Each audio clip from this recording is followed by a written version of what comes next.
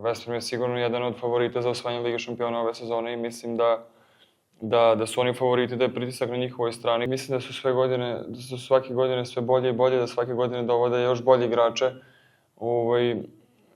Jure tu titulu Lige šampiona već godinama, mnogo ulažu u klub, tako da sigurno nas očekuje jedna teška utakmica, znamo svi protiv koga igramo. Sigurno da i oni imaju svoje neke nedostatke, mi ćemo probati da te nedostatke iskoristimo na najbolji mogući način. Kao što ste rekli, u Sportingu su odigrali slabiju utakmicu, videli smo da je Sporting lagano slavio protiv njih, mislim ne znam koliko tačno bilo, 10 gola razlike, ne znam koliko, ali sigurno da i mi imamo šanse da odigramo dobru utakmicu, možda čak i da pobedimo, vidjet ćemo kako bude takva utakmica, ali sam ubeđen da ćemo da damo 100% i da izbiramo na terenu. Da će da bude jedan praznik za grad, da dođu ljudi da gledaju igrače kao što su u West Hamu. Mislim da nije svaki dan, da se ne dešava svaki dan u Bitolju, tako da mislim da ćemo da uživamo svi zajedno.